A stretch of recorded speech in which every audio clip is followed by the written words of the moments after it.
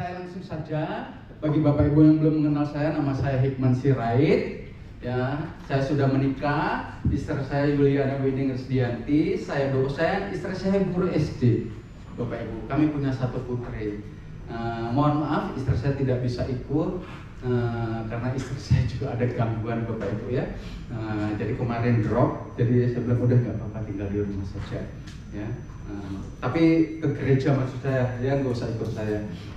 Baik Bapak Ibu, saya mengajar di STT Betel 2 Jakarta, Jakarta di Tanjung Duren, masih di bawah Pak Miko. Dan sesi kedua ini saya akan menyampaikan khotbah yang berbeda Bapak Ibu dari yang pertama. Ya, baik Bapak Ibu, langsung saja ya. Saya berharap Bapak Ibu ini agak keras, ya agak keras, tapi saya percaya ini membangun kita Bapak Ibu. Ya, nah Bapak Ibu, banyak mungkin ada Bapak Ibu pernah dengar khotbah-khotbah yang mengatakan jadi orang Kristen tuh enak. Amin. Amin. Gak ada sakit penyakit. Amin. Gak ada masalah. Amin. Itu Bapak Ibu, pada akhirnya kita terlena. Dan ketika Tuhan izinkan segala sesuatu yang tidak baik masuk dalam kehidupan kita, kita nggak siap. Tuhan ingatkan saya untuk sampaikan ini bukan bermaksud Tuhan tidak sayang, tapi supaya kita bersiap-siap, Bapak Ibu. Maka ada kata firman Tuhan, berjaga-jagalah, ya.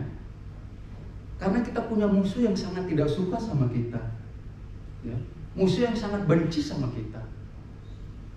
Nah, baik Bapak Ibu, saya ingin sampaikan, Bapak Ibu, apa yang disampaikan itu kalau terjadi, amin, puji Tuhan. Tapi teks Alkitab mengajarkan kita, banyak orang-orang yang jauh lebih hebat imannya ketimbang kita, mereka Tuhan izinkan masuk ke dalam lembah penderitaan demi penderitaan. Bukan karena Tuhan tidak sayang, tapi karena Tuhan sayang. Bahkan Tuhan tahu kualitas orang itu. Saya kalau punya anak dan anak saya sudah SMP, nggak mungkin anak saya kasih pelajaran anak SD. Maka saya akan kasih dia ke tingkatan yang lebih tinggi supaya dia siap menghadapi SMA. Minimal kalau dia SMP, dia kasihlah tesnya yang SMP, biar setara dengan pengetahuannya. Bapak Ibu ikut Yesus puluhan tahun. Ya kalau Tuhan izinkan masuk di dalam pencobaan, ya pasti pencobaan yang sesuai dengan pertumbuhan iman Bapak Ibu puluhan tahun.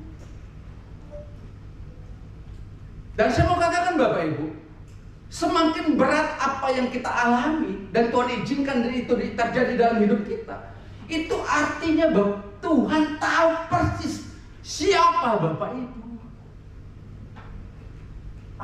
Jangan pernah mengeluh Tuhan ini, jangan Bapak Ibu. Karena Tuhan tahu kapasitas kita.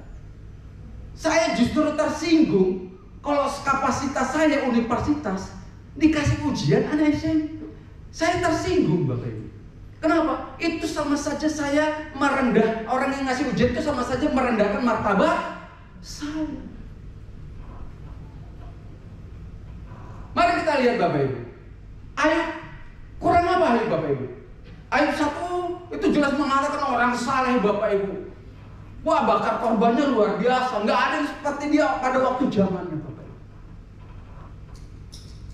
Tapi satu waktu Tuhan izinkan, yes, harta benda lenyap seketika. Selesai? Enggak Bapak Ibu. Tuhan izinkan anaknya hilang semua. Di dunia kuno Bapak Ibu, anak itu luar biasa. Seperti emas permata Bapak Ibu. Sama kayak di Tanah Batak. Anak laki-laki itu dapat tempat terhormat.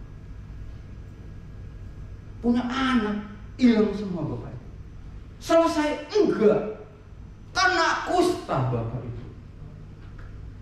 Orang saleh loh Bapak Ibu. Selesai? Enggak Bapak Ibu. Datang istrinya, kutuki Allah. Pendamping yang setia ternyata berkhianat Bapak Ibu. Selesai? Enggak. Datang teman-temannya ngejekin dia Bapak Ibu. Kamu punya dosa ini, paling teks ayat 1 pasal 1 ayat 1 jelas mengatakan dia orang saleh Bapak Ibu. Itu contoh pertama. Contoh kedua Bapak Ibu, Yusuf. Kita tahu Yusuf Bapak Ibu ya. Kadang kalau orang bilang, oh Yusuf hebat. Lihat dulu Bapak Ibu. Kadang kala kita suka iri, dia hebat, tapi nggak tahu prosesnya. Kita lihat Bapak ini berhasil, mau seperti ini. Tapi coba tanya, saya yakin pasti yang sukses itu air matanya kalau udah ditampung, ember-emberan Bapak Ibu. Orang hebat, penderitaannya mungkin hebat, itu Bapak Ibu. Yusuf Bapak Ibu, saudara-saudaranya iri, dijual Bapak Ibu. Pertama bukan dijual, dimasukkan dalam sumur Bapak Ibu. Saya nggak kebayang, sumur di tengah padang Bapak Ibu, kering. Biarpun kering Bapak Ibu, itu pasti gelap kalau malam. Teriak-teriak dulu, gak ada yang dengar Bapak Ibu. Kalau mati lampu aja kita agak susah Bapak Ibu ya, agak terganggu kan. Anak kecil coba aja mati lampu, pasti senewa, nangis. Kenapa? Memang gak enak Bapak Ibu, apalagi di sumur yang gelap. Selesai? Enggak. Tuhan izinkan Bapak Ibu dijual ke orang Median, orang Ismail. Selesai? Enggak. Sama orang Mesir dijual lagi kok ke Potifar, orang Mesir. Begitu nyampe di Potifar agak lumayan Bapak Ibu, naik statusnya. Ya, dikasih kuasa sama Potifar. Tahu-tahu selesai? Enggak Bapak Ibu. Udah kerja benar, buat benar, hidup benar. Si tante menggoda Bapak Ibu. Bapak Ibu jangan bayangkan, mohon maaf Bapak Ibu, saya tidak bermaksud menghina ibu-ibu, tidak. Jangan bayangkan ini tante Potifar badannya seperti kulkas 2 pintu, 3 pintu. Bukan. Ini orang kaya Bapak Ibu, masih muda, istri cantik pasti. Mandinya mungkin udah madu dan susu. Ajak Yusuf nggak mau, memilih menjauh. Seringkali kita kompromi kan Bapak, nggak apa-apa, nanti juga Tuhan ngerti lah, ampuni kok. Ya, namanya juga hamba Tuhan, buat dosa juga kan manusia, Tuhan mengampuni ya. Tapi Yusuf enggak, tinggalkan Bapak. Difitnah, masuk penjara. Buat benar aja masuk penjara Bapak Ibu. Di penjara, Tuhan angkat dikit, percaya jadi pemimpin di penjara. Tetap aja Bapak Ibu, ngurusin orang penjara emang enak. Tetap aja namanya tawanan, nggak enak Bapak Ibu. Terus nolong orang, juru minum naik lagi kembali jadi juru minum. Teks mengatakan Yusuf dilupakan begitu aja Bapak Ibu. Sampai suatu saat Tuhan izinkan masalah masuk ke Firaun. Lalu ingatlah juru minum. Disitulah Tuhan angkat Yusuf jadi pemimpin negeri Bapak Ibu. Semua kuasa diberikan Firaun kepada dia kecuali satu. Rumah tangganya aja nggak boleh diganggu. Selesai Bapak Ibu. Daud, orang apa Bapak Ibu Daud? Dilantik oleh Samuel usia 13-15 tahun Bapak Ibu. Kira-kira seperti itu biar Bapak Ibu paham. Dilantik Samuel usia 13-15 tahun. Selesai Bapak Ibu, dilantik jadi raja, apa langsung jadi raja? Enggak Bapak Ibu. Rajanya masih Saul. Terus orang Israel berperang melawan orang Filistin. Daud datang. Dia mau melawan Goliat. Direndahin Bapak Ibu sama abang-abangnya Bapak Ibu. Sama Saul dikasih baju tirai kedor-doran, diketawain lah itu pasti. Kayak bingung lawan Goliat yang benar aja. Saul tuh Bapak Ibu lebih hebat dari Daud, karena Saul tuh dikatakan pahlawan yang gagah perkasa, Khalil Gibor. Itu artinya pahlawan yang gagah perkasa. Terbiasa berperang. Daud nangon kambing domba Bapak Ibu. Nggak pernah megang senjata, nggak megang tongkat. Begitu kena baju perisai kedodoran. Menang Bapak Ibu. Selesai? Enggak. Saul iri, dikejar, 2 kali ditombak, berapa kali mau dibunuh. Puncaknya Bapak Ibu, dilantik Samuel menjadi raja Israel 13 atau usia 15 tahun. Jadi raja umur 30 tahun. Baru benar-benar jadi raja Israel Bapak Ibu. Diakui semua suku umur 30 tahun.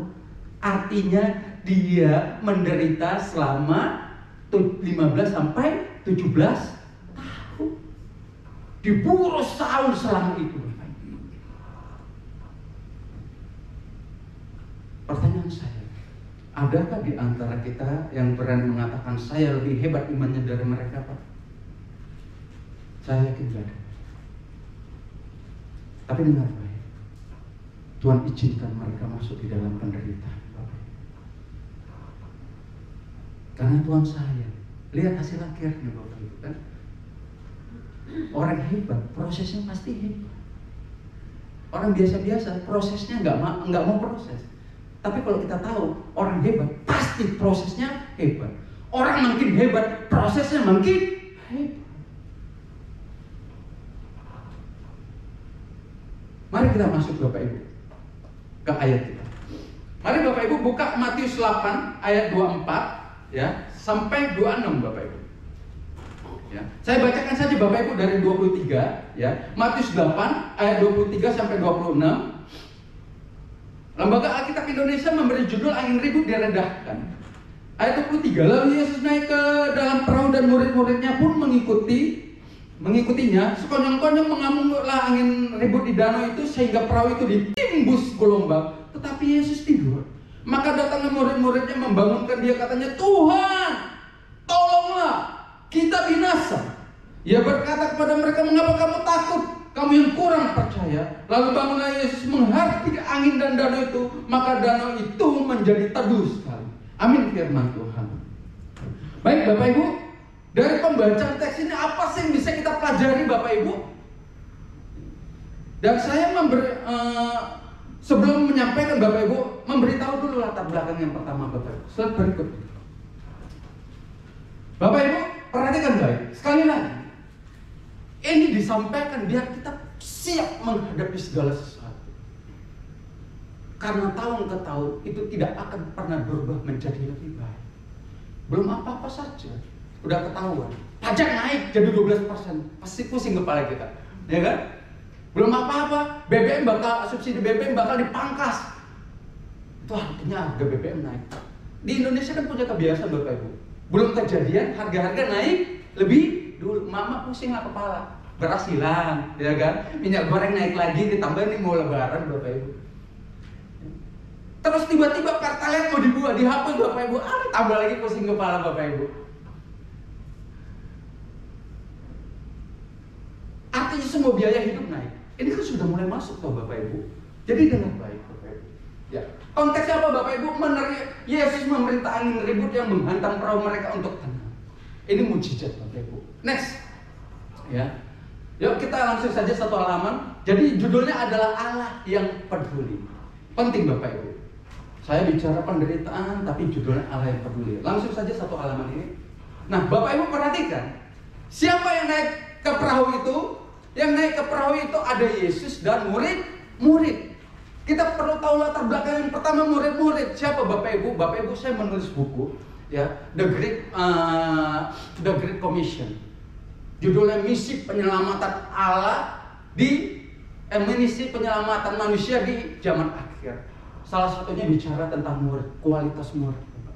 Kenapa Tuhan bilang, pergi, jadikanlah semua bangsa murid.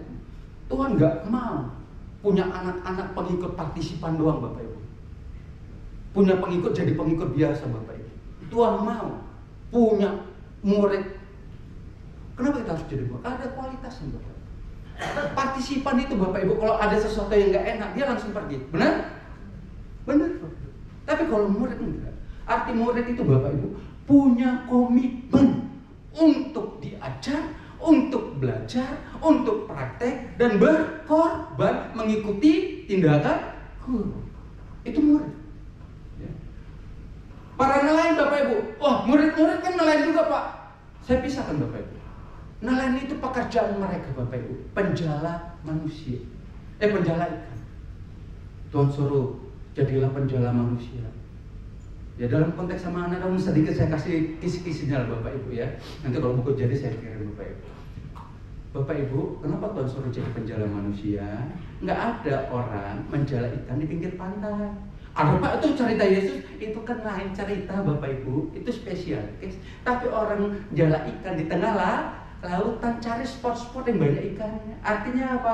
Penjala ikan atau nelayan pasti cari tempat di mana ikan berada. Kita penjala manusia, nggak mungkin Bapak Ibu duduk doang lalu jiwa-jiwa datang. Itu mustahil. Mustahil. Binti nggak mungkin. Artinya apa? Kita harus pergi, datangi tempat-tempat. Yesus, ayo aja ke gereja, pergi Bapak Ibu. Kerjasama Bapak Ibu ya, supaya kursi-kursi kita ini penuh Bapak Ibu. Yuk, itu para nelayan Bapak Ibu. Ya, Yesus Kristus. Kita udah tahu Yesus, Tuhan dan Raja Juru Selamat kita, Allah yang turun inkarnasi ke bumi. Yohanes 1 ayat 14 mengatakan firman yang menjadi manusia dan ada di tengah-tengah kita. Ayat satunya, pada mulanya firman itu bersama-sama dengan Allah, firman itu adalah Allah. Tadi firman itu siapa? Manusia itu siapa? Yesus. Yesus itu berarti firman. Firman itu siapa? Allah. Firman itu Yesus. Yesus itu berarti kan sederhana cara baca Bapak Ibu. Gak usah ada logos ya, gak usah. Itu kan logika Bapak Ibu. Ya? Jadi kalau ada orang bilang Yesus gak Allah, ya berarti mohon maaf, Injil Yohanesnya dihapus dari Alkitab. Ya? Oke Bapak Ibu, Pak bagaimana dengan ajaran itu? Bapak Ibu udah bisa menilai dari penjelasan saya. Ya Bapak Ibu itu Yesus. Next, Bapak Ibu nelayan, apa yang kita ketahui? Pertama Bapak Ibu perahu. Perahunya Bapak Ibu itu terbuat dari kayu aras atau kayu ek. Ini kayu yang sangat kuat. Ya. Ukurannya berdasarkan arkeolog Bapak Ibu 2,5 meter lebarnya, panjangnya 8 meter Bapak Ibu, tingginya 1,2 Bapak Ibu. Itu kecil Bapak Ibu. Terus ditumpangi 13 orang. Udah makin kecil Bapak Ibu empet-empetan. Pak 8 meter kan iya namanya ini kan Bapak Ibu sekuat-kuatnya kayu, persoalannya ada gelombang. Apa yang Bapak Ibu ketahui dengan nelayan? Bapak Ibu saya mau katakan, nelayan itu biasa dengan gelombang. Mau gelombang kecil, gelombang besar, udah biasa. Tapi teks mengatakan mereka terkaget-kaget. Itu menandakan apa? Gelombang yang dihadapi murid-murid ketika mereka naik perahu bersama Yesus itu bukan gelombang yang biasa-biasa saja. Itu bukan gelombang yang pernah mereka hadapi. Gelombang yang mereka hadapi sekarang ini Bapak Ibu, itu gelombang yang tidak pernah mereka lihat selama menata karir sebagai nelayan. Nggak pernah. Kenapa? Teks mengatakan mereka terkejut. Tuhan, teriak Bapak Ibu. Imajinasi, narasi Bapak Ibu. Kita diajak berimajinasi. Gelombang besar, ngantem, des, sekuat-kuatnya perahu dari kayu ek Bapak Ibu akan hancur kalau menghadapi gelombang yang mengerikan. Apalagi perahu cuma 2,5 meter lebar Bapak Ibu. Mau kemana pegangan Bapak Ibu? Sekali lagi, murid-murid Yesus yang selalu ikut kemana Yesus berada, Tuhan izinkan masuk di dalam masalah yang tidak pernah mereka saksikan di dalam hidup mereka. Saya yakin Bapak Ibu, kita semua pernah lalu masalah, tapi Tuhan mau ajar siang hari ini. Suatu saat pasti Tuhan izinkan engkau masuk di dalam satu persoalan yang belum pernah terpikirkan atau yang sulit engkau selesaikan. Itu bukan berarti Tuhan benci, sekali lagi ada tujuan. Karena Tuhan tahu kualitas kita. Tuhan tahu kualitas Bapak Ibu, bukan manusia acek-acek, bukan manusia sembarangan. Bapak Ibu adalah orang-orang hebat yang Tuhan siapkan. Mari Bapak Ibu, perhatikan gelombang besar. Lalu apa Bapak Ibu selanjutnya? Lalu apa yang bisa kita pelajari Bapak Ibu dari teks ini? Bapak Ibu, Tuhan mau ajarkan 4 hal kepada kita. tadi Yusuf, Ayub, Daud, bahkan Yesus sendiri masuk dalam masalah demi masalah, buat benar mati Bapak Ibu di kayu salib tanpa dosa. Tapi tetap disalibkan. Pilatus mengatakan, ku tidak ketemukan kesalahan. Herodes bilang, tidak ketemu kesalahan, tapi tetap harus mati. Baik Bapak Ibu, tetapi Yesus tidur. Teks mengatakan, tetapi Yesus tidur. Begitu ada gelombang besar Bapak Ibu, Yesus tidur. Ada orang bilang, Tuhan gak peduli. Salah Bapak Ibu. Cara menangkap teksnya gak seperti itu. Murid-murid merasakan gelombang. Di dalam gelombang ada siapa? Ada Yesus juga, benar? Ketika terjadi gelombang, yang ngalami hanya murid-murid, apa Yesus ngalami juga? Ngalami Bapak Ibu. Yesus mengajarkan apa lewat teks ini? Bapak Ibu, ketika engkau Tuhan izinkan masuk di dalam penderitaan yang berat sekalipun, entah apapun itu bentuknya, bisa masalah keluarga, masalah pekerjaan, masalah pelayanan, atau apapun yang tidak berhubungan dengan pelayanan, Bapak Ibu, percayalah, engkau tidak menghadapinya sendiri. Ketika engkau dihina, ketika engkau dihantam, ketika engkau difitnah, engkau sudah lakukan hal yang benar, kasih persembahan, melayani, tapi tidak dianggap. Bapak Ibu, perhatikan baik. Sama seperti Yesus merasakan gelombang yang dialami murid-murid. Ketika kita Tuhan izinkan masuk dalam persoalan, engkau tidak sendiri. Engkau merasakan penderitaan, Yesus juga merasakan penderitaan. Engkau merasakan penghinaan, Yesus juga merasakan penghinaan itu. Kenapa? Karena Dia ada di dalam kita. Dia menyatu dengan kita. Jadi apapun yang terjadi pada kita, Yesus ikut merasakan apa yang kita rasakan. Murid-murid dihantam gelombang, Dia juga ikut dihantam gelombang. Tidak pernah ada Allah yang peduli sama kita Bapak Ibu. Dewa-dewa Yunani Bapak Ibu perhatikan. Di dalam cerita-cerita mitos Yunani, apakah dewa-dewa itu menderita? Tidak. Bahkan ketika manusia memberikan persembahan yang terbaik pun, dewanya bisa ngamuk Bapak Ibu. Turun hujan, petir, banjir, segala macam gempa bumi. Kenapa? Bagi dewa-dewa manusia itu hanya mainan. Bapak Ibu tanya dewa yang lain, Allah bangsa lain, gak ada Bapak Ibu. Tapi teks Alkitab mengatakan Yesus adalah Allah yang inkarnasi menjadi manusia. Dia firman yang hidup. Dia pencipta langit dan bumi Bapak Ibu. Yohanes mengatakan, aku ada. Dia ada sebelum Abraham ada. Dia ikut merasakan apa yang kita rasakan. Engkau menderita, Dia ikut menderita. Engkau masuk dalam pencobaan, Dia juga tahu, Dia mengerti. Kenapa Bapak? Karena Dia Allah yang punya perasaan. Dia Allah yang mengerti penderitaanmu. Dia gak akan biarkan engkau merasakan sendiri. Dia ikut merasakan Bapak. Makanya ketika Tuhan izinkan kita masuk dalam penderitaan, jangan pernah berpikir engkau mengalaminya sendiri. Jangan berpikir engkau ditinggalkan. Jangan pernah berpikir hal yang aneh-aneh. Dengar, ketika engkau masuk di dalam penderitaan, engkau masuk di dalam pencobaan atau masalah apapun, ingatlah, Yesus merasakan apa yang engkau rasakan. Itu yang memberi kita kekuatan. Pengharapan itu bisa membuat kita bertahan. Ya Tuhan, Dia berjalan bersama-sama dengan kita. Dia merasakan Bapak. Dia Allah yang peduli. Makanya Dia turun dari surga ke sini. Kenapa? Karena Dia peduli. Dan kepedulian menunjukkan Dia rela mati buat kita. Yang kedua, Bapak Ibu, ya, saya tidak bacakan teksnya Bapak Ibu. Saya jelaskan satu perikop saja biar kita paham secara utuh. Kadang-kala kalau kita cari buka ayat ini, bukan ayat kita lalu lupa Bapak Ibu. Ya, karena sibuk mencari, biar kita paham.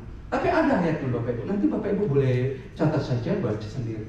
Yang kedua Bapak Ibu, tetapi Yesus tidur. Hanya dari satu kata loh Bapak Ibu, ya. Ini yang disebut analisis tekstual. Percaya bahwa Yesus selalu ada bagi kita. Tadi Yesus merasakan apa yang kita rasakan. Ketika murid-murid berkata, Tuhan, Yesus ada. Yesus gak kemana-mana. Dia hadir. Tuhan, Dia dengar teriakan, Dia hadir. Bapak Ibu sekali lagi, kita bisa saja tidak setia, tapi Yesus adalah Allah yang setia. Dia tidak pernah meninggalkan kita. Dia selalu ada di saat duka maupun suka. Seringkali kita, Bapak Ibu, nggak di sini, di luar. Lebih suka enaknya saja, suka.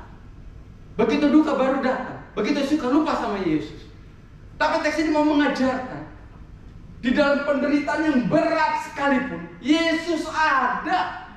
Bahkan dikatakan, Yesus hanya sejauh doa.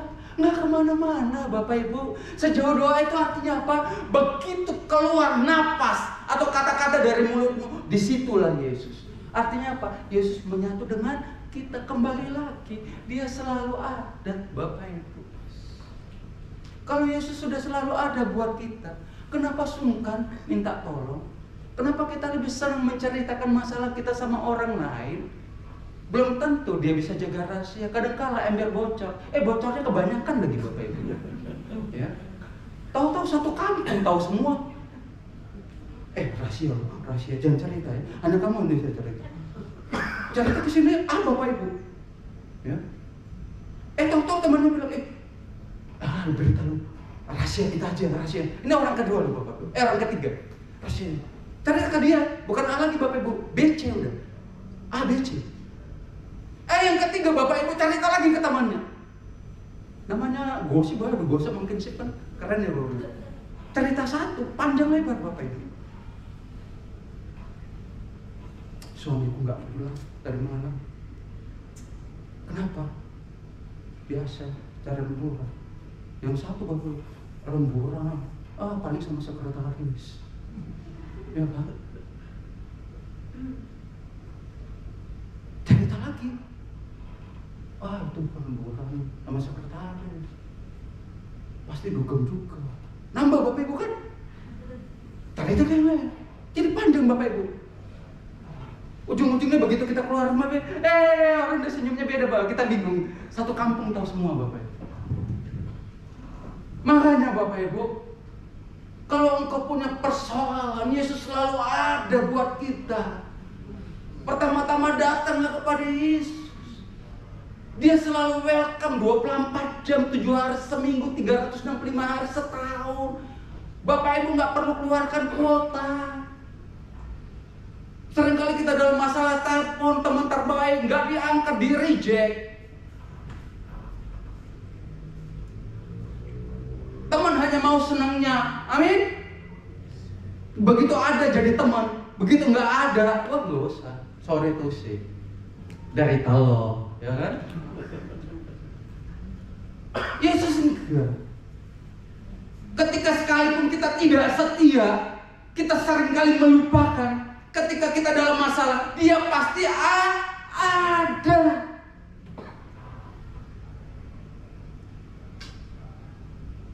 Bukan berarti nggak boleh cerita-cerita ke hamba Tuhan, tapi datanglah dulu pertama kali kepada Yesus. Dia ada. Yesus nggak mungkin bocorin rahasiamu ke orang lain, nggak mungkin.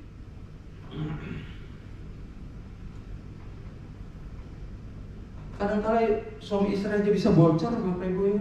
Suami di kantor, aduh istriku. Kadang-kala sekadar bercanda Bapak Ibu. Tapi orang lain kan mandangnya serius kan. Istriku, belum apa-apa ngomel. Orang lain menilai Bapak Ibu. Bapak Ibu, kami Tuhan izinkan masuk masalah. Ya. Cukup mengejutkan Bapak Ibu. Istri saya sakit. Ke puskesmas selama ini kan BPJS ya Bapak Ibu ya. Dibilang kurang darah. 2 tahun kok kurang darah dulu nih. Ya keliling kan Bapak Ibu. Akhirnya Tuhan izinkan saya dapatlah Bapak Ibu dari STT Duit pas Desember itu. Udah ke Kencana aja, mahal. Udah Tuhan siapin duitnya Kencana Bapak Ibu ya. Bukan berarti saya enggak Bapak Ibu ya. Saya agak ini sama istri. Begitu Kencana shock Bapak Ibu. Tuhan, udah main Tuhan izinkan masuk. Tapi Tuhan izinkan Bapak Ibu itu terjadi. Kenapa Bapak Ibu? Saya tahu Tuhan ada. Jadi saya suka malam-malam lihat putri saya, lihat istri saya jadi rajin sekali. Hampir selalu tiap malam saya pandangin istri saya kalau mereka tidur. Tuhan sembuhkan istri saya, Tuhan tolong kenal. Saya tahu Tuhan ada, Pak. Pak, ini Bapak curhat. Ini kan untuk memberkati Bapak Ibu, ya. Saya tahu Tuhan ada, maka saya curhat aja sama Tuhan. Udah 2 kali diablasi Bapak Ibu, nggak ketemu. Puji Tuhannya gratis Bapak Ibu, ya. Kalau udah ini Bapak Ibu ablasi itu Bapak Ibu carilah nanti. Minimal 250 juta Bapak Ibu. 2 kali kebeli rumah Bapak Ibu. Puji Tuhan gratis Bapak Ibu. Dan Tuhan tuh luar biasa baik. Begitu dikencana Pak ini minggu depan ablasi Pak. Siap Pak, saya bilang. Dokternya udah senang. Kencana Bapak Ibu kan. Bukan yang sebelahnya Bapak Ibu. Yang sebelahnya itu kan yang umum Bapak Ibu. Yang ini sebelah yang dekat kali Bapak Ibu. Yang VIP. Terus saya bilang gini, ini dokter ahli Bapak Ibu. Kau boleh BPJS. Di periksa di VIP, minta BPJS Bapak Ibu. Tapi Tuhan luar biasa. Saya tahu, saya ngomong gitu karena saya tahu Tuhan ada. Boleh, Bapak Ibu tahu yang dikerjain, panggil kasih surat, terus kasih rekomendasi ke puskesmas. Nyampe puskesmas Bapak Ibu, kenal itu dokternya, nggak main periksa, tanda tangan, buat naik ke klinik Bapak Ibu. Biasanya kan itu kan RSCM itu A Bapak Ibu ya, nggak mungkin langsung ke A Bapak Ibu, harus ke B, artinya ke PL. Dari klinik ke poliklinik itu harus ke PL nih Bapak Ibu. Tahu-tahu di poliklinik itu mungkin murid tuh Bapak Ibu. Wah, saya kenal nih dokter Ibu. Langsung rujukannya kemana Bapak Ibu? Bukan ke PL, ke RSCM Bapak Ibu. Karena KTBLC tadi Bapak Ibu. Perlu dahsyat KTBLC Bapak Ibu. Dapat Bapak Ibu. Luar biasa Bapak Ibu. Beri kemuliaan bagi Tuhan Bapak Ibu. Kenapa? Tuhan ada. Saya curhat di tempat yang tepat, kepada pribadi yang tepat. Saya curhat ke teman saya biar kaya pun belum tentu mau tolong. 250 juta sekali operasi Bapak Ibu. Paham maksud saya Bapak Ibu? Jadi sekali lagi Bapak Ibu, Dia ada. Nggak perlu teriak-teriak, nggak perlu panik. Kita langsung nangkap. Dia ketika murid-murid datang, dia langsung katakan, dia ada di tempat Bapak Ibu. Bukan hanya merasakan, dia ada, selalu standby, kapanpun dan dimanapun. Bahkan ketika engkau berkeluh kesah, mohon Bapak Ibu, di toilet lagi, kadang-kadang kan kita berdoa Bapak Ibu, karena kesusahan hati yang paling mendalam, nggak mampu berkata-kata amin. Hanya tuh. Kalau Bapak Ibu dulu 11 nih udah pasti. Ya, 11-12 ingat Bapak Ibu. Udah pasti. Tapi Tuhan ngerti. Belum bayar kontrakan. Ya kan? Diputus jadi jomblo ini pasti. Tuhan ngerti Bapak, kenapa dia ada. Dia merasakan dia ada. Yang ketiga Bapak Ibu, makna saya, teks mengatakan lalu bangunlah Yesus menghardiki angin dan danau itu. Percaya Yesus selalu sanggup menolong. Bapak Ibu perhatikan baik ya. Teks mengatakan Tuhan tolonglah. Bapak Ibu, kita sering kali Tuhan izinkan masuk masalah demi masalah. Tuhan izinkan kita menghadapi satu pergumulan, terus kita datang kepada Tuhan, udah benar nih, udah hebat Bapak Ibu. Kita bawa di dalam doa, tapi begitu selesai berdoa, ditolong nggak ya? Ditolong nggak? Doa lagi, yakin lagi nih Tuhan tolong. Begitu selesai, bingung lagi Bapak Ibu. Yang terjadi apa? Satu kaki kita di surga, satu di neraka. Iman kita terombang-ambing. Kita seakan-akan gak percaya bahwa Tuhan sanggup menolong kita. Ini kan sama terjadi dengan murid-murid. Tuhan tolonglah. Bagus Bapak Ibu doanya? Bagus. masalahnya di belakang. Kita binasa. Murid-murid udah lihat betapa luar biasanya Yesus menyampaikan berita kerajaan Allah dengan kuasa. Mereka udah melihat Yesus melakukan banyak mukjizat. Yang bisu berbicara, yang buta melihat, yang tuli mendengar, yang lumpuh berjalan, yang mati hidup kembali. Kurang apa? Kita sudah merasakan kemurahan Tuhan dalam banyak hal, sama seperti murid-murid. Tapi kadang-kala ketika kita mau diizinkan masuk di dalam masalah, iman kita goyang. Iman kita hilang tak berbekas. Sama seperti murid-murid. Tuhan, tolonglah, kita binasa. Kemana kepercayaan murid-murid kepadanya? Engkau sudah melihat banyak, merasakan banyak. Sama seperti kita merasakan terlalu banyak. Tapi kadang-kala begitu Tuhan izinkan masuk masalah, kita lupa. Kita lebih suka pertama-tama minta tolong kepada manusia, bukan kepada Tuhan. Bukan berarti nggak boleh, tapi lakukanlah seperti P3K. Pertolongan pertama pada kecelakaan, pertolongan pertama kita jadi karena Yesus. Dia sanggup, bahkan lebih sanggup dari kata sanggup. Dia lebih dari sanggup untuk menolong kita. Sebesar apapun masalah kita, percayalah Bapak Ibu, Tuhan sanggup menolong kita. Amin. Berikan kemuliaan bagi Tuhan. Jadi ketika engkau Tuhan izinkan dalam masalah, jangan langsungkan doa iman. Jangan doanya juga, Tuhan angkat masalahku, lepaskan aku dari masalah. Jangan Bapak Ibu. Doa kita harus berubah. Tuhan, kenapa Bapak Ibu harus berubah? Karena kita tahu Tuhan lagi membentuk kita, Tuhan lagi mempersiapkan kita jadi orang-orang hebat, bukan orang-orang sembarangan. Maka cara kita berdoa pun harus berubah. Begitu Tuhan izinkan masuk masalah, Tuhan doanya Bapak, Tuhan beri aku kekuatan biar aku mampu menghadapi masalah ini. Tuhan beri aku hikmah agar aku punya solusi mengatasi masalah. Tuhan beri aku kesabaran biar aku mampu melalui ini semua. Begitu Bapak Ibu. Cara kita berdoa juga menentukan kualitas iman kita. Sama seperti murid-murid, cara berkata-kata seakan-akan penuh dengan iman, tapi rontok, binasa. Maria, orang hebat apa Bapak Ibu? Yesus sama saya, dia pun masuk.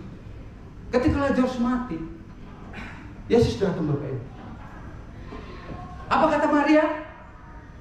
Engkau Mesias anak Allah. Petrus demikian. Apa kata Petrus? Menurutmu siapa aku Petrus? Engkau Mesias anak Allah yang dulu. Wis, mantap Bapak Ibu. Yesus bilang bukan dari Allah. Itu perkataan luar biasa. Hebat banget. Begitu Yesus disalib, anak kecil bilang, temannya ya, bukan, oh saya nggak kenal, sorry, ya. Kemana iman yang luar biasa itu Bapak? Ketika Yesus bilang kepada Maria, Maria, buka batu kuburnya. Tuhan, udah 4 hari. Orang tadi baru bilang, engkau Mesias anak Allah yang hidup. Begitu Tuhan bilang, buka batu kuburnya. Udah 4 hari, artinya apa Bapak Ibu? Bau busuk. Dia gak percaya Tuhan mampu menghidupkan.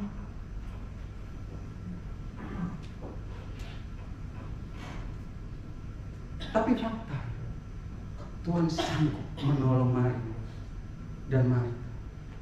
Tuhan hidupkan Lazarus. Tuhan bebaskan Petrus. Bahkan ketika Petrus dipenuhi Roh Kudus, sekali khotbah 3.000, 5.000 jiwa bertobat. Sekali lagi Bapak Ibu, ketika engkau masuk di dalam pencobaan, engkau bukan hanya datang kepada Yesus, tapi percaya Dia Allah yang sanggup untuk menolong kita. Dia Allah yang sanggup memberi kita hikmat supaya kita mampu mendapatkan solusi-solusi menyelesaikan masalah kita. Dia Allah yang sanggup memberikan kita kesabaran, kekuatan. Dia lebih dari sanggup. Kenapa? Karena dia Allah pencipta. Dengan hanya berfirman, alam semesta jadi. Kurang hebat apa kita punya Tuhan? Sekali lagi kadang-kala Bapak Ibu sadar nggak sadar, kita seringkali meremehkan Allah kita karena sikap kita yang tidak tepat dalam meresponi sesuatu. Bukan berarti nggak perlu minta tolong manusia juga, tapi sekali lagi pertama-tama datanglah kepada Allah kita. Syukur-syukur begitu engkau datang, Tuhan tolong. Tapi kalau enggak, percaya pertolongan akan tiba pada waktunya. Pertolongan Tuhan tidak pernah terlambat, bahkan tidak pernah kecepatan, tetap pada waktunya. Persoalan seringkali kita maunya sekarang. Waktunya Tuhan bukan waktunya kita. Itu yang harus kita ingatkan. Ingat selalu. Saya mau istri saya sembuh, tapi Tuhan aja. Biar engkau makin rajin doanya lah. Udah, bes, selesai. Ya juga itu. Bukan berarti saya nggak pernah doa-doa Bapak Ibu. Tapi kalau dulu misalnya hanya 1 menit, sekarang jadi 30 menit. Kan begitu. Bapak Ibu, suatu saat keluarga kami diizinkan masuk masalah. Papi saya kena stroke. Stroke itu penyakit paling menyusahkan Bapak. Kenapa? Penderitanya terlalu lama. Ya kalau sembuh, seringkali itu parah Bapak. Dan papi saya kena serang otaknya Bapak Ibu. Jadi memorinya tinggal hanya mengingat ke keluarganya. Begitu adik perempuan saya nikah Bapak Ibu disalamin, siapa tahu? Balik lagi orang yang sama nyalamin, siapa tahu? Siapa kamu dulu Bapak? Kenapa lupa? Tapi dia hanya ingat anaknya, istrinya. Untungnya masih ingat istrinya Bapak Ibu. Istrinya, anak-anaknya, sama cucu yang paling besar. Ya, karena cucu yang lain kan dia kurang kenal Bapak Ibu ya. Hampir 6 tahun Bapak Ibu. Kami berdoa Bapak Ibu. Pengen disembuh, tapi saya coba Tony, ada nggak perubahan? Iya Tuhan. Kami makin apa Bapak Ibu? Kami makin lengket kakak beradik. Waktu kecil gue orang berantem Bapak Ibu. Anak 9, ya kan? Sama bapak, sama mama, sama opung cukuplah buat kesebelasan. Ya? Berantem dulu orang Batak Bapak Ibu kan rumah kecil, senggolan dikit pasti berantem kan? Dan itu karena kebiasaan terbawa Bapak Ibu. Tapi begitu papi kami diizinkan, kami kompak Bapak. Siapapun rela berkorban. Yang kedua, kami jadi rela berkorban untuk orang tua. Tadinya pelit banget Bapak Ibu. Ya. Saya bilang enggak. Begitu papi kami diizinkan Tuhan, saya udah rela Bapak Ibu. Bahkan mohon Bapak Ibu, kami sih serai. Pemilik marga kan Bapak Ibu menguasai harta itu biasa laki-laki. Kakak saya jual tanah aja Bapak Ibu. Itu kakak saya kan ikut marga lain kan Bapak Ibu. Dianggap bukan seret lagi kan. Dia ngikut marga suami tuh. Dia jual tanah. Udah nggak apa-apa. Penting tuh. Nggak masalah loh Bapak Ibu. Bayangin dari keluarga lain, jangan kan gara-gara tanah Bapak Ibu. Ya, jual rumah aja jadi masalah, berantem kan. Bahkan mama bunuh-bunuh. Kami jadi lebih banyak berdoa Bapak Ibu. Khususnya berdoa juga bagi mami kami yang merawat yang sakit loh Bapak Ibu. Merawat yang sakit tuh enggak enak. Bisa lebih cepat modalnya Bapak Ibu. Stres kan Bapak Ibu. Ya. Makanya kalau di rumah sakit bawa oleh-oleh, yang makan bukan yang sakit, yang jagain Bapak Ibu. Ya. Lihat Bapak Ibu, cara Tuhan menolong. Bukan berarti ketika papi kami belum Tuhan izinkan sembuh, bukan berarti Tuhan kan menolong. Tuhan izinkan menolong di bidang yang lain, di banyak tempat. Dan puji Tuhan ketika papi kami diizinkan Tuhan berpulang, sampai sekarang kami masih gini loh Bapak Ibu. Pasti Bapak Ibu, Tuhan ajarkan banyak itu. Sekarang Bapak Ibu, kami berlomba-lomba untuk membantu mami. Mau kemana? Ke sini. Udah tiket dari aku. Ya lomba-lombaan Bapak Ibu. Dulu lomba-lombaan pelit Bapak Ibu. Sekarang lomba-lombaan keluar duit. Tuhan menolong Bapak Ibu. Dia sanggup menolong. Tapi bukan atas maunya kita. Maunya Tuhan. Tunggu waktunya Tuhan. Tunggu rencananya Tuhan. Dia paling tahu. Terakhir Bapak Ibu. Silakan. Yang keempat. Lalu bangunlah Yesus menghadiri dan danau itu menjadi tenang Bapak Ibu. Ya. Ini yang saya katakan tadi. Keempat, Tuhan menolong pada waktu. Kita berpikir, Daud 17 tahun kelamaan. Kapan Tuhan? Kapan? Paulus juga kapan Tuhan? Paulus itu naik perahu dihantam gelombang, dipatuk ular beludak 2 kali, di penjara Bapak Ibu. Kita belum kayak Paulus. Di banyak tempat udah teriak-teriak. Di sini saya yakin jemaatnya nggak teriak-teriak. Amin. Orang luar biasa jemaatnya. Di banyak tempat teriak-teriak. Bahkan seringkali meninggalkan Tuhan. Karena nggak sanggup. Kapan Tuhan? Harusnya sekarang. Tapi waktunya Tuhan selalu ada. Bapak Ibu, suatu saat saya minta ke Tuhan suatu bahar. Nggak dijawab-jawab. Nah, sampai suatu saat Bapak Ibu, saya malah lupa. Tiba-tiba Tuhan izinkan dapat berat. Bapak Ibu, saya meluap penuh dengan sukacita. Bapak Ibu, ketika engkau berharap terus kepada Tuhan dan Tuhan memberi itu pada waktunya, maka hatimu akan penuh dengan sukacita yang melimpah. Seorang anak ketika dia minta dikasih. Ketika Bapak Ibu ngasih makin lama, dia menganggap itu hal yang biasa. Nggak ada sukacita lagi. Toh nanti papa beli, pasti dikasih lah. Kenapa? Karena sesuai dengan maunya anak. Tapi ketika kita berdoa, minta terus, sampai suatu saat Tuhan izinkan terjadi, itu pasti hati kita melimpah penuh dengan sukacita. Kenapa? Karena kita mendapatkan itu penuh dengan perjuangan, penuh dengan doa, penuh dengan air mata, lutut sampai baal Bapak Ibu. Ada harga yang harus dibayar untuk mendapatkan sesuatu. Nah, biarkan mainanmu udah, dia biarin aja Bapak Ibu. Kenapa? Karena terlalu gampang mendapatkannya. Tapi kalau dia susah sekali mendapatkannya Bapak Ibu, percayalah, pasti dia rawat habis-habisan. Saya berdoa dibeliin sepeda waktu SMP, nggak dibeliin. Udah ranking, nggak dibeliin. Tapi saya janji mulu nih, ranking dibeliin. Sampai kelas 3, nggak dibeliin juga nih sepeda SMP Bapak Ibu. Kelas 3 beberapa bulan Bapak Ibu, tiba-tiba Bapak Ibu, ayo ikut Bapak. Kemana nih? Udah ikut. Gak kasih tahu ketemu sepeda. Wah, saya udah cita-cita Bapak Ibu, dibelilah BMX waktu. Tahu yang terjadi Bapak Ibu? Tiap jam kilap Bapak Ibu, sampai bingung tuh Bapak saya, mengkilap habis. Itu kurang lebih Bapak Ibu, sepeda saya bisa bertahan 8-9 tahun. Tiap hari dirawat. Kenapa? Nangis Bapak Ibu, minta-minta Bapak Ibu.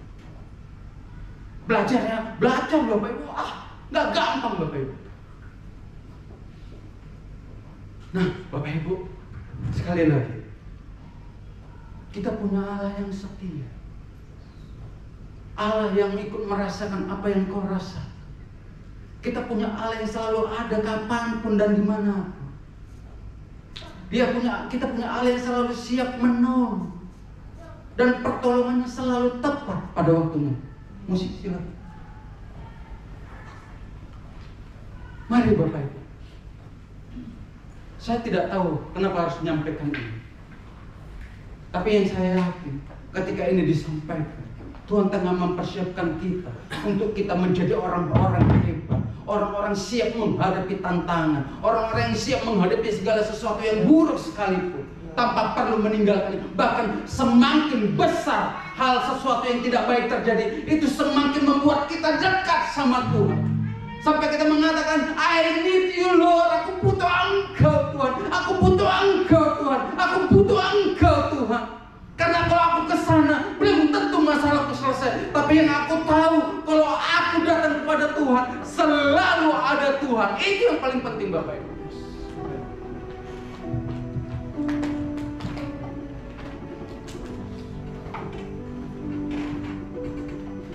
Sampai pada waktunya Tuhan izinkan angin reda. Dan ketika Tuhan Yesus memerintah, semua reda, mau menunjukkan Dia lebih dari sanggup memerintahkan apa-apa. Jangan pernah khawatir, jangan pernah takut. Kita naikkan satu lagu, Bapa Kau Setia, dari Rev. Silakan Mas. Kita siapkan hati Bapak Ibu, renungkan. Kasih setia